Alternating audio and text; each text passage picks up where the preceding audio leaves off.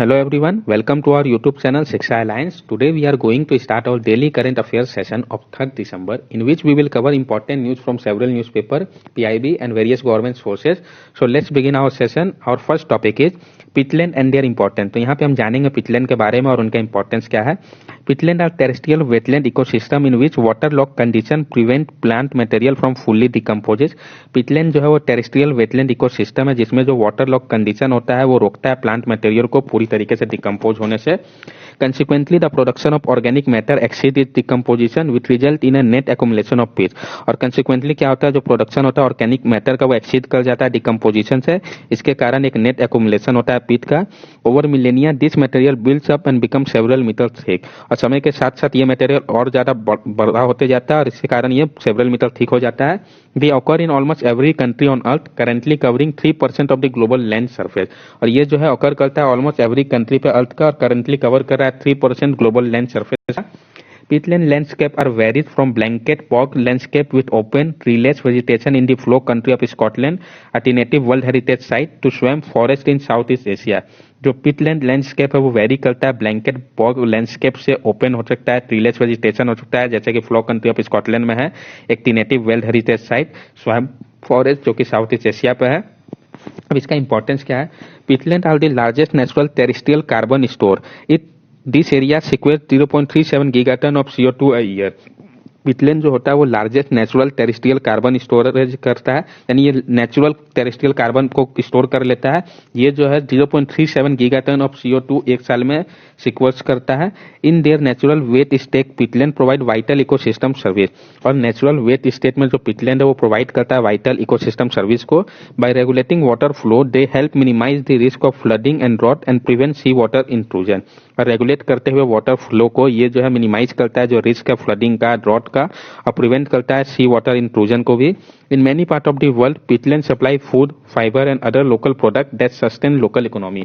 अब बहुत सारे पार्ट में वर्ल्ड का ये जो पीटलैंड है वो सप्लाई करता है फूड, फाइबर और अदर लोकल प्रोडक्ट को, जो कि मदद करता है सस्टेन करने में लोकल इकोनॉमी को।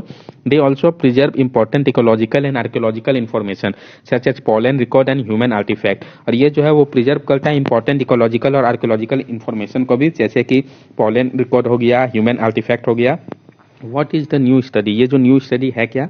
Peatland were rich in biodiversity including many potential vertebrate and invertebrate vector or carrier of disease, the study said।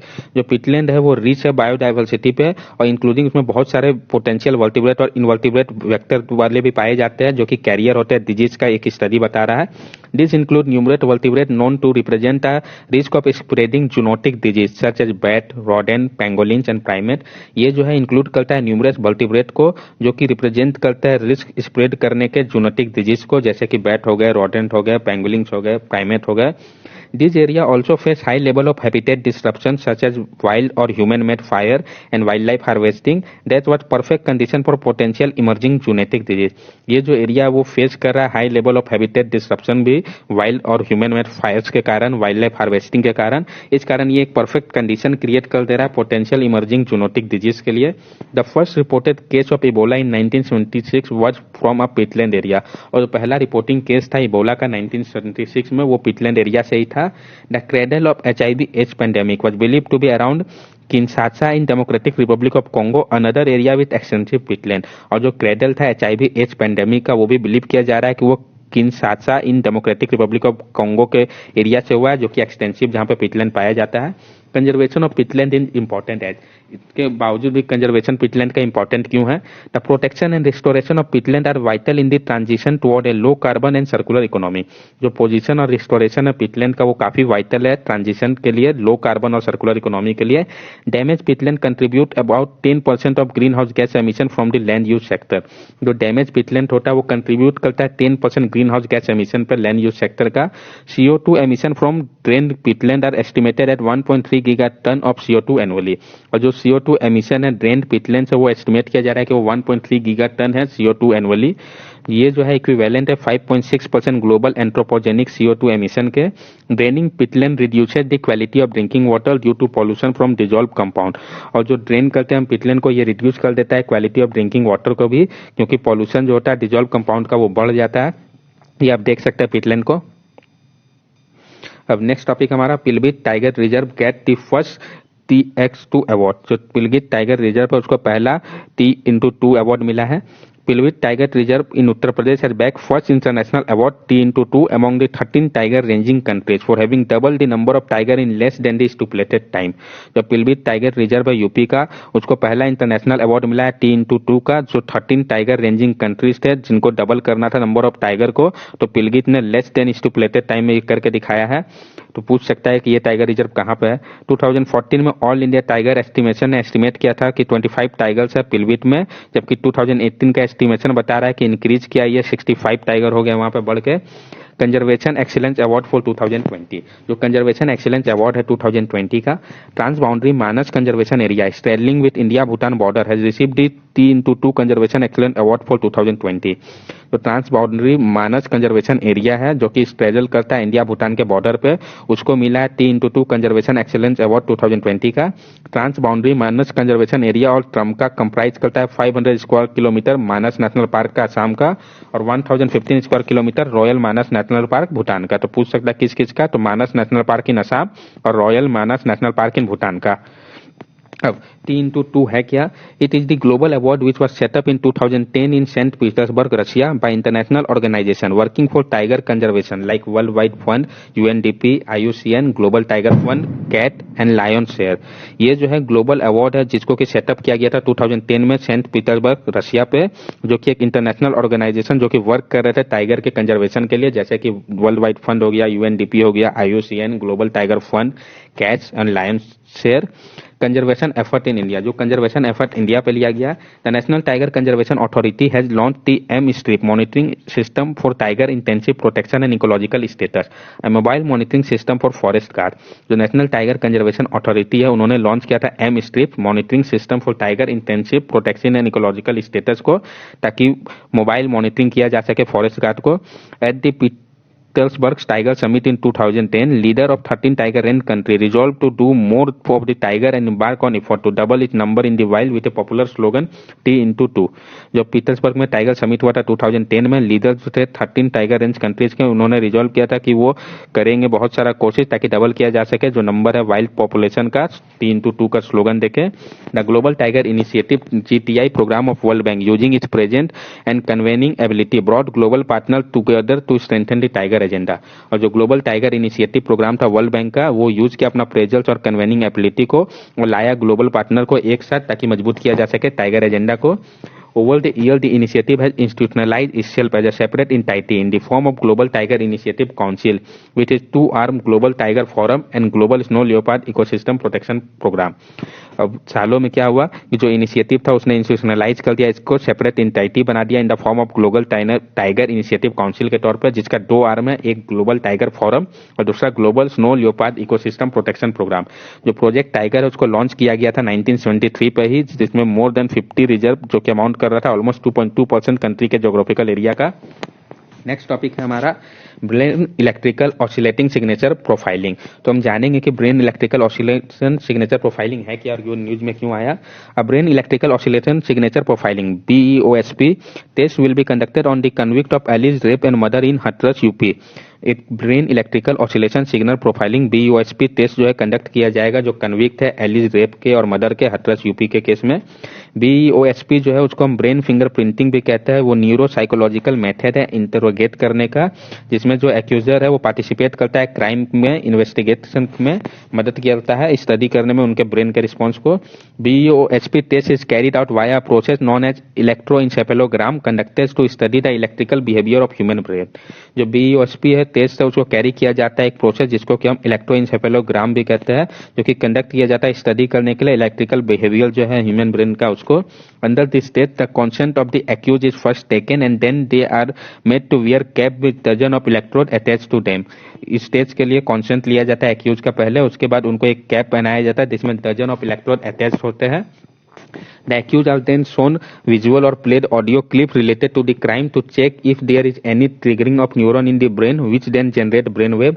जो accused है उनको शो किया जाता है, विजुअल और प्ले किया जाता है ऑडियो क्लिप जो कि रिलेटेड होता है क्राइम से, और उसका चेक किया जाता है कि क्या कोई ट्रिगरिंग, कोई बदलाव आ रहा है न्यूरन में ब्रेन का, जो जनरेट ब्रेन वेव है उससे. The test result are then study to determine the participation of the accused in crime. और जो टेस्ट का रिजल्ट होता है वो मदद करता है डिटरमाइन करने में जो पार्टिसिपेशन है एक्यूज का क्राइम पे. Difference in BEOSP test from a polygraph और ए लाई डिटेक्टर. जो डिफरेंस है बीओएसपी टेस्ट में पॉलीग्राफ और लाई डिटेक्टर से.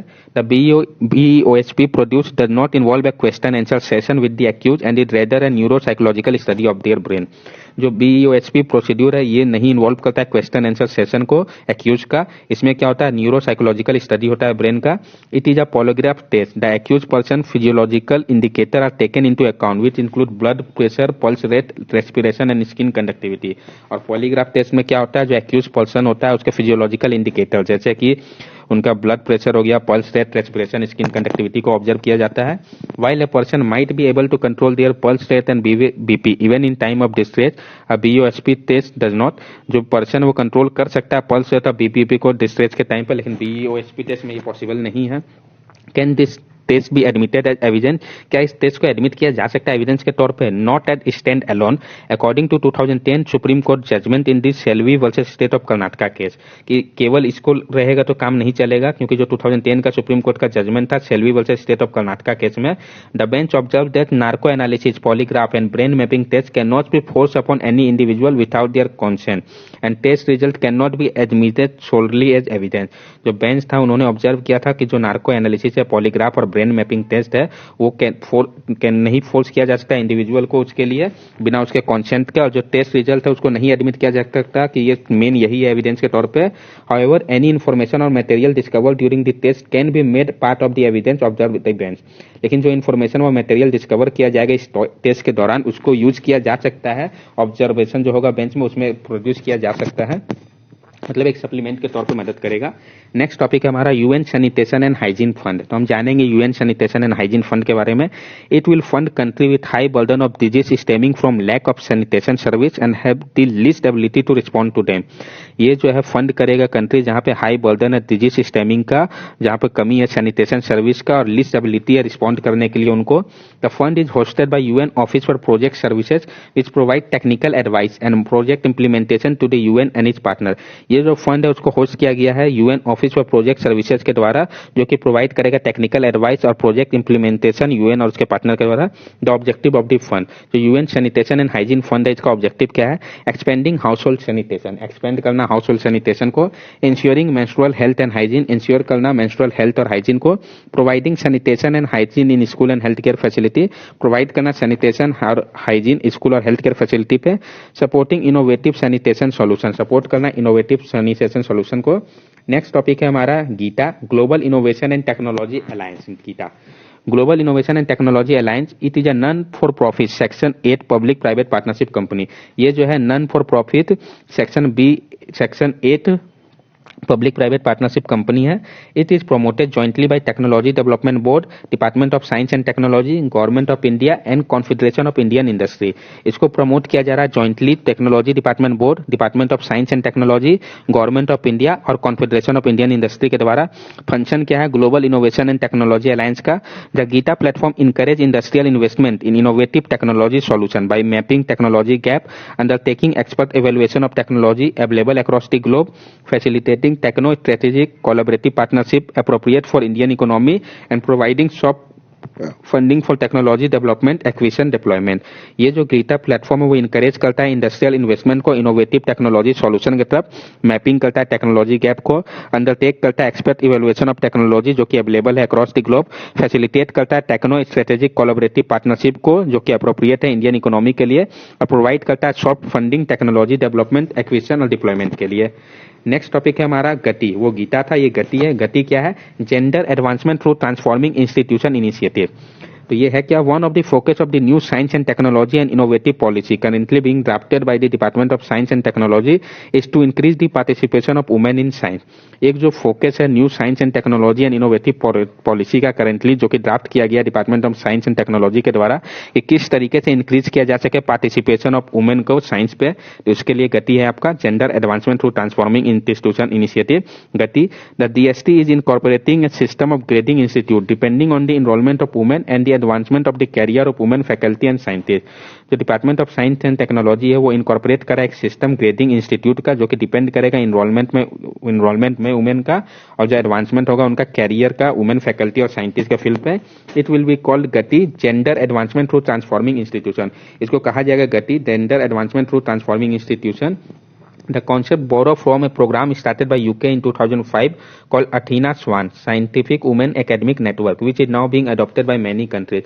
ये जो कॉन्सेप्ट है उसको बोरो किया गया था एक प्रोग्राम से, जो कि स्टार्ट किया गया था यूके में 2005 में, जिसको कि हम अथीना स्वान के नाम से भी जानते हैं, साइंटिफिक वुमेन एकेडमिक नेटवर्क, जो कि अब अडॉप्ट किया गया है बहुत सारे कंट्री के द्वारा। The GST will soon launch a pilot which the British council has help it develop. और जीएसटी जो है बहुत जल्दी इसको लॉन्च करेगा, जिसको कि ब्रिटिश काउंसिल ने मदद किया डेवलप करने में। वाई नीड सच इनिशिएटिव, क्यों जरूरत है ऐसा इनिशिएटिव का? India is rank 108 out of 149 countries in the 2018 global gender gap report. India का जो रैंक है 108 है आउट ऑफ 149 कंट्रीज में 2018 के ग्लोबल जेंडर गैप रिपोर्ट में। According to GST figure in 2015-16 the share of women involve in scientific research and development was 14.71%। After it has actually increase from 13% in 2001 to 29% in 2014-15।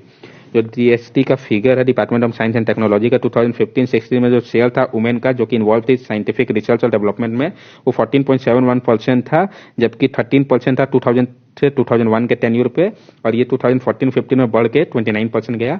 The DST has also found that women are either not promoted और very often drop out mid career to attend to their family. और DST ने ये भी observe किया कि जो women है वो चाहे तो प्रमोट नहीं की जाती है, वो ड्रॉप आउट कर देता है मिड कैरियर पे ही अटेंड करने के लिए अपने फैमिलीज को।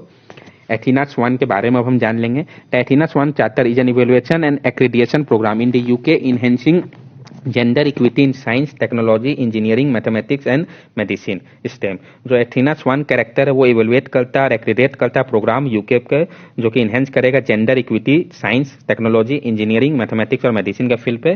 Participating research organisation and academic institution are required to analyse data on gender equity and develop action plan for improvement. और जो पार्टिसिपेटिंग रिसर्च ऑर्गेनाइजेशन और एकेडमिक इंस्टीट्यूशन होते हैं उनको जरूरत है कि वो एनालाइज करे डाटा को जेंडर इक्विटी पे और डेवलप करे एक एक्शन प्लान इसके इंप्रूवमेंट के लिए। Signatory commit to address various issues such as, जो सिग्नेटरी कमिटेड है उसके लिए वो एड्रेस करते हैं बहुत सारे इश्यू को, जैसे कि unequal gender representation, tackling the gender pay gap, tackle करना जेंडर पे गैप को, removing the obstacle face by women in career development and progression, remove करते हैं जो ऑब्स्टेकल फेस करना पड़ता है वुमेन को उनके कैरियर पे डेवलपमेंट के लिए और प्रोग्रेशन के लिए। Discriminatory treatment often experience by trans people, जो डिस्क्रिमिनेटरी ट्रीटमेंट का सामना करना पड़ता है ट्रांस पीपल को। Gender balance of committee and zero tolerance of bullying and sexual harassment, जो जेंडर बैलेंस करना पड़ता है कमिटी को और जीरो टॉलरेंस का सामना करना पड़ता है बलिंग एंड सेक्सुअल हैरेसमेंट में। नेक्स्ट टॉपिक हमारा ECLGS 2.0। तो हम जानेंगे कि ECLGS 2.0 है क्या। Emergency credit line guarantee scheme ECLGS 2.0 was expanded by the National Credit Guarantee Trustee Company Limited। जो emergency credit line guarantee scheme 2.0 था उसको एक्सपेंड कर दिया गया है national credit guarantee trustee company limited के द्वारा। इस स्कीम के अंतर्गत 100% लोन गारंटी जो है वो प्रोवाइड किया जाएगा national credit guarantee trust company limited के द्वारा। While the ECLGS 1.0 will remain, the ECLGS 2.0 will cover entities in 26 stress sector identified by Kamat committee plus the health sector। जो ECLGS 1.0 है वो चलेगा, साथ साथ ECLGS 2.0 जो है वो कवर करेगा इंटाइटिस को 26 स्ट्रेस सेक्टर पे, जो कि आइडेंटिफाई किया गया था कामत कमिटी के द्वारा, साथ साथ हेल्थ सेक्टर को भी इंक्लूड करेगा। These entities should have a credit outstanding of above ₹50 crore and up to ₹500 crore as on February 29, 2020। और ये जो entities है उनका क्रेडिट आउटस्टैंडिंग जो है वो above ₹50 crore होना चाहिए एंड up to ₹500 crore होना चाहिए February 29, 2020 को। Facility under ECLGS 2.0 shall be on opt-in basis to enable eligible borrower borrower to choose whether they wish to opt in GECL facility or not. जो facility होगा under ECL GS 2.0 वो जो होगा opt इन basis के आधार पर होगा, जो कि इनेबल करेगा एलिजिबल बोरोवर को कि वो चूज कर सकते हैं कि वो ऑप्ट करना चाहते हैं कि नहीं. The borrower account should be less than और equal to 30 days past due on February 29, 2020. जो बोरोवर का अकाउंट है वो शुड बी लेस देन होना चाहिए, इक्वल होना 30 डेज पास्ट के ड्यू टू February 29, 2020 में. 20% of credit due will be given as working capital without collateral. 20% credit due जो है वो दिया जाएगा वर्किंग कैपिटल के तौर पर बिना कोई कोलेट्रल के. The rate of interest charge by bank will not exceed 9.25%. और जो रेट ऑफ इंटरेस्ट चार्ज किया जाएगा बैंक के द्वारा वो एक्सीड नहीं करना चाहिए 9.25% से. It will be extended to scheduled commercial bank, financial institution, NBFC, eligible MSME, business enterprise, individual borrower and प्रधानमंत्री मुद्रा योजना borrower. ये जो है उसको एक्सटेंड किया गया schedule commercial bank, financial institution, NBFC, eligible MSME, business enterprise, individual borrower व प्रधानमंत्री मुद्रा योजना के बोरोवर है उन सब के लिए. नेक्स्ट टॉपिक है हमारा हनी FPO प्रोग्राम. तो हम जानेंगे हनी FPO प्रोग्राम है क्या. Agriculture ministry had launch 5 farmer producer organisation for producing honey. Agriculture ministry ने लॉन्च किया 5 farmer producer organisation FPO for produce करने के लिए हनी को. The FPO would be set up with the help of national agriculture cooperative marketing federation of India. ये जो FPO है उसको सेटअप किया गया मदद से खींच के national agriculture cooperative marketing federation of India के. 5 FPO कौन कौन से है तो ये नाम बहुत इंपॉर्टेंट हो जाता है. ईस्ट चंपारण बिहार, मोरिना मध्य प्रदेश, भरतपुर राजस्थान, मथुरा यूपी और सुंदरपन वेस्ट बंगाल.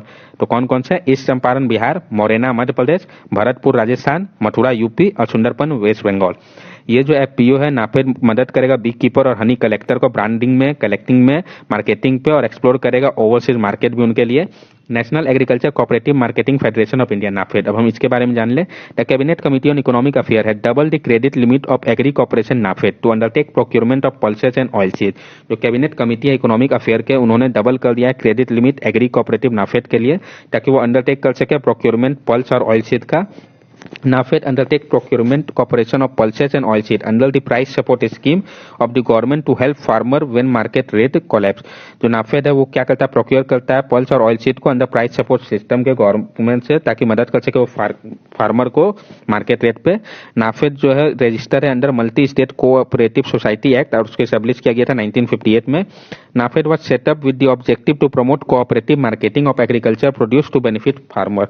NAFED को सेटअप किया गया था ताकि वो प्रमोट कर सके कोऑपरेटिव मार्केटिंग को एग्रीकल्चर प्रोड्यूस का ताकि वो बेनिफिट करें फार्मर्स को. The objective of NAFED shall be. जो ऑब्जेक्टिव है NAFED का वो इस प्रकार है to organise, promote and develop marketing, processing and storage of agriculture, horticulture and forest produce. तो ऑर्गेनाइज करना है, प्रमोट करना है, डेवलप करना है मार्केटिंग को, प्रोसेसिंग को और स्टोरेज को एग्रीकल्चर, हॉर्टिकल्चर और फॉरेस्ट प्रोड्यूस का. To distribute agriculture machinery, implement and other input. Distribute करना है एग्रीकल्चर मशीनरी, इम्प्लीमेंट और अदर इनपुट को. To undertake inter state import and export trade, wholesale और रिटेल. इंटर स्टेट इंपोर्ट और export trade, wholesale और retail को कराना है. To act and assist for technical advice in agriculture production. और act करना है, असिस्ट करना है टेक्निकल एडवाइस एग्रीकल्चर प्रोडक्शन के फील्ड पे.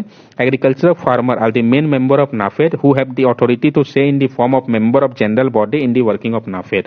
और जो एग्रीकल्चर फार्मर होते हैं वो मेन मेंबर होते हैं NAFED के और उनको अथॉरिटी होता है कि वो बोल सकते हैं form of member of general body पे, वर्किंग ऑफ NAFED पे. अब जो हम लोगों ने पढ़ा था तो वो आप समझ चुके हैं आज हम लोगों ने क्या क्या जाना था. That's all for daily current affair session.